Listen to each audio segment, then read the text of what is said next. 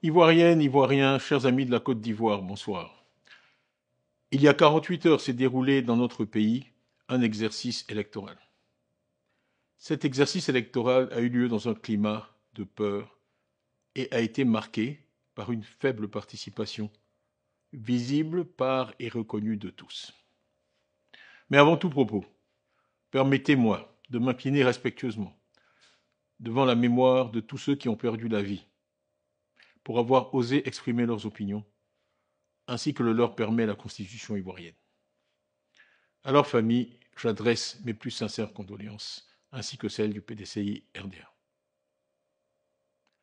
Un membre des forces de l'ordre a aussi perdu la vie pendant ces malheureux événements.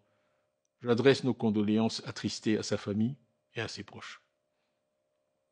Mes pensées vont aussi à tous les blessés, à tous ceux qui ont perdu leur maison et leurs biens, et à ceux qui sont emprisonnés, certains pour s'être opposés au 4e mandat, d'autres pour avoir dit ce qu'ils pensaient, et d'autres encore sans aucune raison visible. À leur famille, nous apportons notre compassion, notre soutien et notre promesse solennelle de lutter pour leur libération par tous les moyens légaux disponibles. À toutes et à tous, je souhaite exprimer ma gratitude pour votre patience, pour votre courage et pour votre foi inébranlable en la démocratie.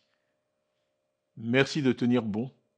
Merci de croire en notre idéal de nation et de refuser d'accepter que les voix de millions d'Ivoiriens soient réduites au silence. Mais parlons franchement. Ce qui vient de se passer n'est pas une véritable élection. Et ce à quoi nous avons insisté ne fait pas honneur à notre pays. Avec le PPACI et le président Gbagbo, le PDCI-RDA dans le Front commun n'a cessé d'œuvrer pour éviter la situation où nous nous trouvons aujourd'hui. Les faits sont clairs. Le président Alassane Ouattara a brigué un 4e mandat, controversé. J'ai moi-même été rayé des listes électorales par un tribunal. D'autres figures de proue de l'opposition, au premier rang desquelles Laurent Gbagbo, Afine Guessan, Vincent Toby Irié, Assalé Tiemoko et beaucoup d'autres, ont également été empêchés de se présenter. Partout dans le pays, depuis le 2 octobre, les manifestations ont été accueillies par des gaz lacrymogènes, des arrestations massives et une répression brutale. Au 25 octobre, les autorités faisaient état de plus de 700 personnes arrêtées, de dizaines de personnes gravement blessées et de vies perdues. Ivoiriennes, Ivoiriens, mesdames et messieurs, cet exercice électoral a divisé notre pays. Une nation qui pendant près de 2 décennies a lutté pour retrouver sa paix et son unité. C'est d'autant plus regrettable qu'en 2011, le pays était porté par une vague d'espoir, en laquelle tous les Ivoiriens qui aspiraient à la paix et à la réconciliation croyaient. Mais aujourd'hui, malheureusement, force est de constater que des divisions se sont creusées, des communautés sont dressées les unes contre les autres. Des expéditions punitives ont été organisées. L'horreur est de retour en certains endroits du territoire. À Nayo, des vies humaines ont été perdues. Et on nous dit une personne a été brûlée vive. Nous avions pensé que le spectre de ce type de violence ne reviendrait jamais. Mais il semble que nous nous sommes trompés. Au lieu de nous rassembler, nous nous sommes divisés autour de cette élection et avons reculé dans la construction d'une véritable nation ivoirienne. Nous avons été nourris de slogans dont le plus ironique, compte tenu de la réalité à laquelle nous sommes confrontés aujourd'hui, semble être de vivre ensemble. Nous tenons tous à la stabilité du pays, qui est notre bien commun. La stabilité du pays. Nous avons toujours pensé pour notre part qu'une élection inclusive était le meilleur garant de la stabilité du pays.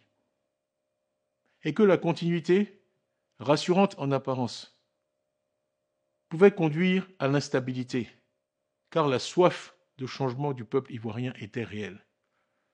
Et les faits récents semblent malheureusement nous donner raison.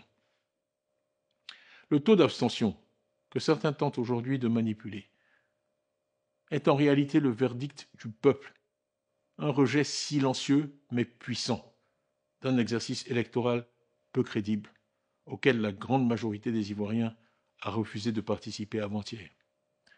Le 25 octobre 2025, il ne s'agissait pas d'une élection au sens démocratique du terme. Dans certaines localités, on nous annonce même parfois un nombre de votants supérieur au nombre d'inscrits. Ce n'est pas cela la démocratie. Ivoiriennes, Ivoiriens, ne baissons pas les bras. Nous savons que la justice et la transparence sont les fondements du véritable développement et de la prospérité. La corruption n'est pas simplement un échec moral, c'est un désastre économique. La corruption appauvrit tout le monde en dehors d'une petite élite.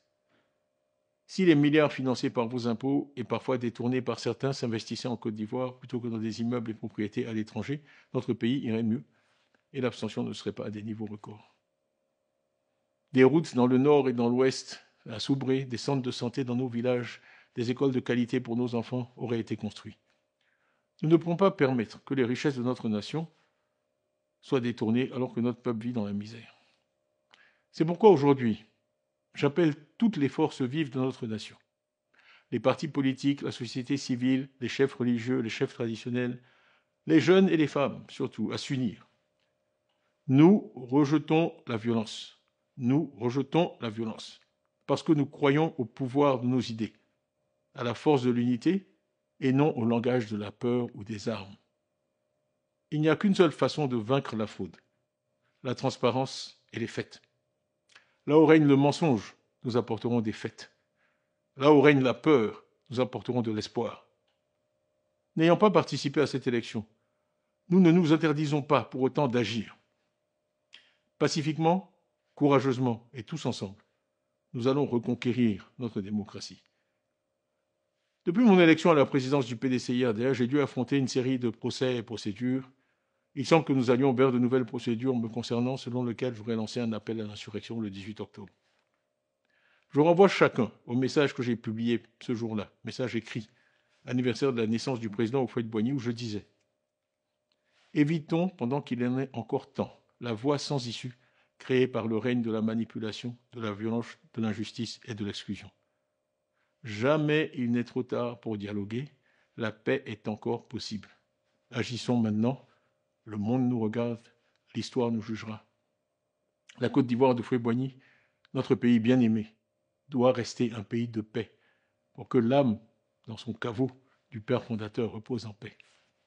Que la paix soit dans nos cœurs. Voilà ce que je disais le 18 octobre.